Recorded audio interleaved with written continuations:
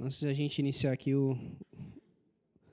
esse breve momento de EBD falando sobre missões, gostaria de ter uma palavra de oração, amém? Querido Deus e Pai, nós queremos te agradecer pela tua bendita graça e misericórdia renovada essa manhã sobre nós.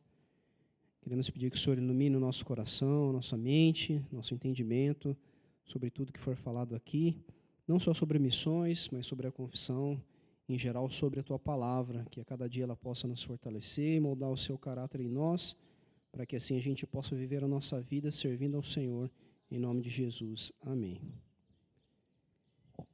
Tudo bem, pessoal?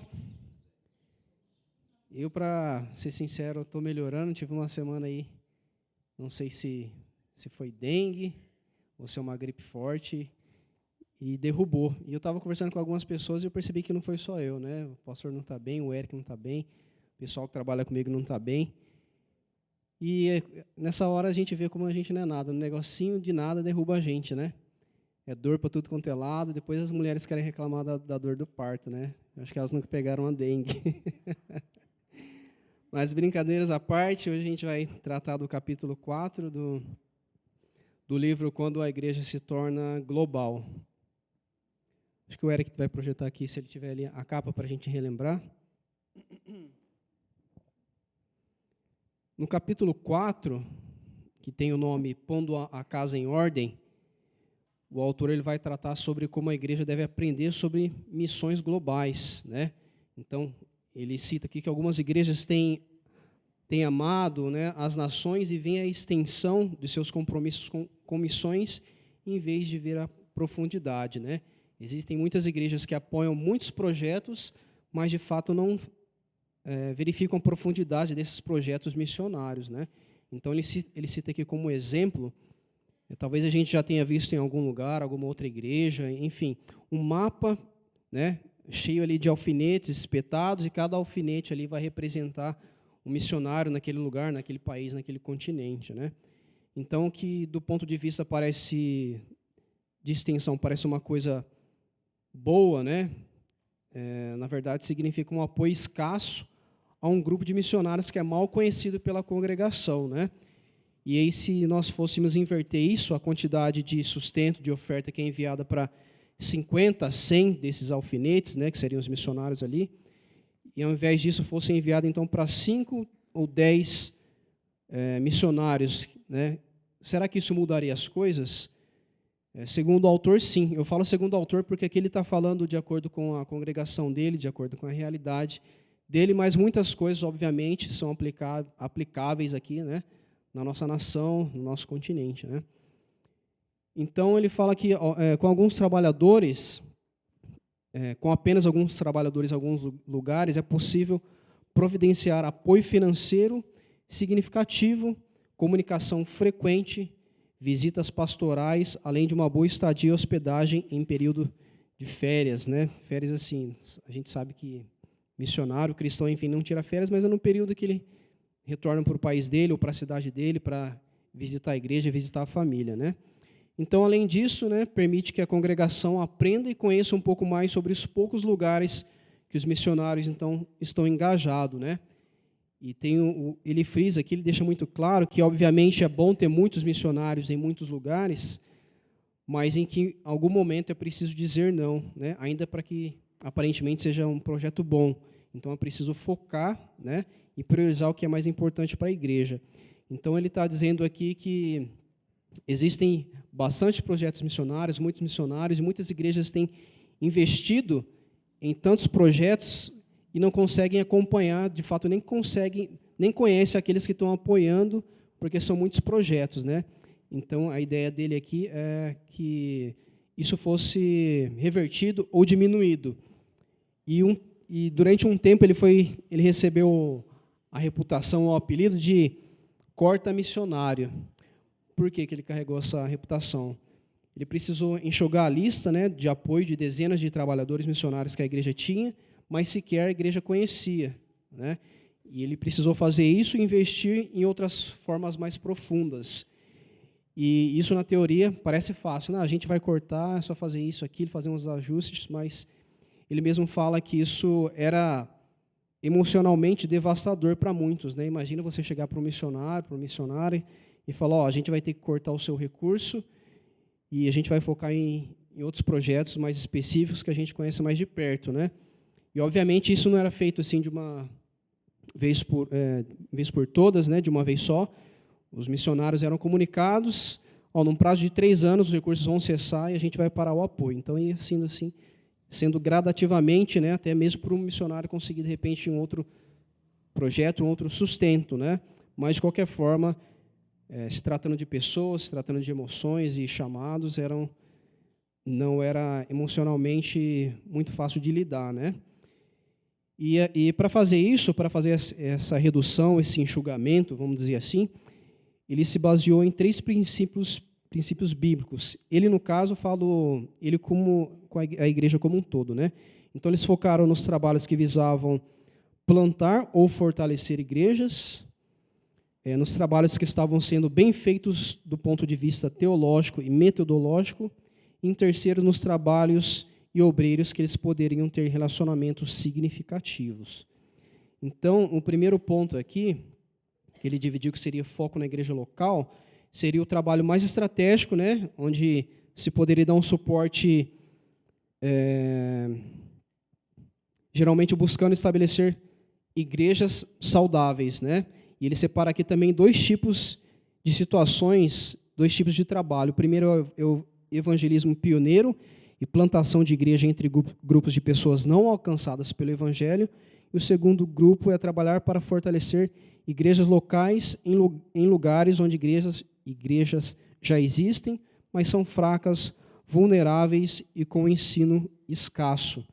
E tem também uma estatística que de 20% dos que trabalham para missões trabalham com povos não alcançados e 80% trabalham já em locais que existem igrejas, que o evangelho já é pregado, existem igrejas estabelecidas, né? Então, se a gente pudesse hoje decidir quem a gente poderia apoiar, certamente seria esses 20% nos lugares onde o evangelho não é tão pregado, tem um avanço tão grande, né?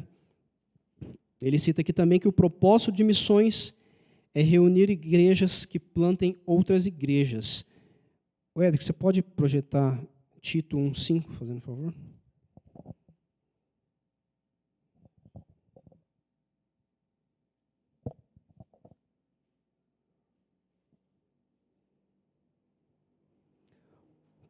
Por esta causa te deixei em Creta, para que pusesses em boa ordem as coisas que ainda restam, e de cidade em cidade estabelecesses presbíteros, como já mandei. Então, pôr as igrejas em boa ordem, biblicamente falando, né, também era uma prioridade na agenda de Paulo, provavelmente deve ser uma prioridade na nossa agenda como igreja também. Então, esse foi o primeiro ponto, esse foi o primeiro foco na igreja local. O segundo foco seria no trabalho que está sendo bem feito, né? Então, ele cita que é preciso concentrar o nosso apoio a obreiros que são excelentes, tanto em sua teologia quanto em sua prática. E ele não está dizendo aqui em relação à formação teológica do missionário, se ele fez seminário ou não, mas no sentido que se eles afirmam ter as mesmas declarações teológicas da igreja local, da igreja que suporta, da igreja que envia, né? E é bom saber também quais livros ele leu, quais os missionários que influenciaram o seu ministério, se ele consegue articular bem o evangelho, né, de forma clara, e sobre a natureza trinitária da igreja e da sua função, biblicamente falando também. Outra coisa a se avaliar, isso já foi falado até em alguns capítulos anteriores a esse, se eu não me engano, no capítulo 2º, esse é o 4º, ele cita que uma coisa boa a se avaliar é a prática pessoal dos missionários, pessoais, né? Suas condutas e reputações, qualquer atividade que ele esteja envolvido. E, de forma nenhuma, isso é ser um fiscal de missionário, né? De repente, você pergunta, o que você faz? Qual que é a sua função? Qual que é o seu chamado? Eu sou fiscal de missionário. É meio estranho, né? Mas é no sentido de proteger não só o missionário, mas o trabalho que está sendo feito, a igreja, né? E os recursos que são investidos ali, e, logicamente, isso precisa ser feito com um certo equilíbrio, né? E o autor ele ainda vai comentar que se a sua congregação oferta uma parcela expressiva das necessidades financeiras de um missionário, então é razoável que ele não se ofenda e retribua o compromisso que sua igreja demonstrou, dando ali o suporte financeiro. O terceiro ponto é foco nas pessoas que você conhece e que você confia. Então, os missionários que nós desejamos apoiar devem ser conhecidos não só pela liderança da igreja, mas pela congregação. Se queremos que o nosso suporte a missões seja congregacional, ele precisa envolver não apenas o dinheiro da igreja, mas também os nossos relacionamentos. Então, é preciso ter cautela, né, ao analisarmos os esforços missionários. A tendência natural é de valorizar a rapidez, né? Implanta um trabalho, já quer ver o fruto, já quer ter o resultado. Isso é um tanto perigoso, né? Então, aqui no desejo de encontrar atalhos, né, fez com que o trabalho, ou faz com que o trabalho paciente, bíblico, vamos dizer assim, seja deixado de lado, né? E por conta desse desespero, por resultados, por metas, por, de repente, até mostrar que tem se frutificado o trabalho daquela igreja enviando missionário, algumas coisas se perderam, algumas coisas foram negligenciadas, né? Deixando aí muitas pessoas, vamos dizer assim, vacinadas contra o evangélico real e bíblico, né? Então, o trabalho de missões, ele é urgente, mas ele não deve ser realizado de forma apressada. Então, nós desejamos uma colheita, mas Deus não garantiu uma taxa de crescimento, né? Então, a gente precisa garantir que os missionários nunca abandonem a fidelidade, a diligência e a paciência no trabalho missionário. Desculpa. O outro ponto que ele cita aqui que é importante apoiar é os que buscam ser fiéis. É preciso questionar quais os planos do missionário para a plantação ou revitalização da igreja. Se ele vier com respostas robustas e bíblicas, ok, está no caminho certo. Mas se porventura ele vier com respostas mirabolantes, no sentido de que eu possuo agora uma nova chave que vai liberar as nações para Cristo, né? É um tanto duvidável, né? Então, o autor até fala assim, melhor você pegar seu investimento e correr dali, né? Ou seja, se ele vier com um missionário, uma missionária, enfim, o trabalho vier com respostas malucas, antibíblicas, megalomaníacas, nem percam seu tempo, né? Trocando em miúdos, é isso que ele quis dizer, né? Então, o sucesso está nas mãos de Deus, né? E um recado que ele dá para os missionários é não se distraia com grandes promessas de atalhos fáceis e rápidos. E ele cita aqui uma frase de um pastor britânico de nome Charles Bridges, que diz: a semente pode repousar sobre a terra até que nós também repousemos ali, mas então ela brotará. Em outras palavras, o bom evangelho nem sempre trabalha fornecendo resultados visíveis e imediatos, né? Pode ser que quem plantou não veja ali a colheita, né? Pode ser que plantou esperando com orgulho ver aquilo que Deus chamou para fazer, mas porventura isso pode não acontecer, né?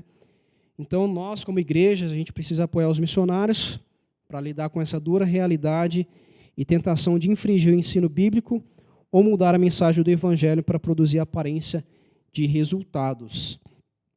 Esse foi o capítulo 4. Eu vou finalizar aqui bem na hora que o Tiago apareceu ali, deu certo. Só reformulando aqui, o autor fala no capítulo 4 sobre colocar a casa em ordem, né?